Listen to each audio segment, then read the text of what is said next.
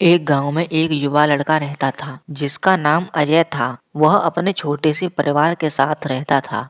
उसके परिवार में उसकी पत्नी और उसकी सास रहती थी।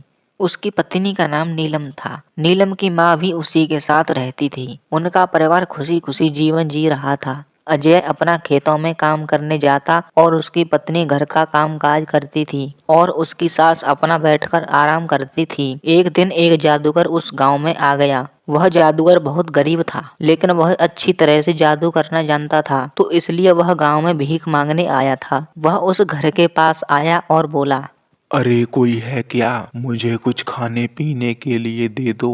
भगवान आपका भला करेगा। वह घर के सामने चिल्ला रहा था। तभी उसकी सास आ गई। उसने सास को देखा और बोला कि उसे कुछ खाने पीने के लिए दे दो। उसने बहुत दिनों से कुछ खाया पिया नहीं है। उसकी सास ने कहा, यहाँ कुछ नहीं है खाने पीने के लिए, काम धंधा किया करो।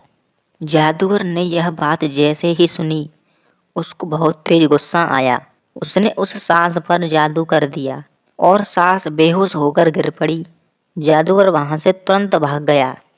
थोड़ी देर बाद अजय जैसे ही घर आया तो उसने देखा कि उसकी सास नीचे बेहोश होकर सो रही है। अजय ने देखा और कहा, अरे ओ सासू माँ, क्या हुआ है? आप इस तरह क्यों सो रही हो? उसने अपनी सासू माँ को उठाया और अंदर ले गया। बच्चों, हम इस कहानी का दूसरा भाग भी लेकर आएंगे, तो आप हमारे वीडियो को लाइक करने के साथ साथ चैनल को भी सब्सक्राइब कर लीजिए। तो हम मिलते हैं आपको और किसी और वीडियो के अंदर।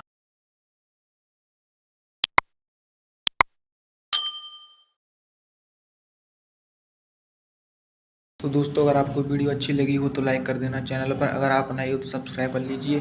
तो मैं मिलता हूँ आपको और किसी नेक्स्ट वीडियो में।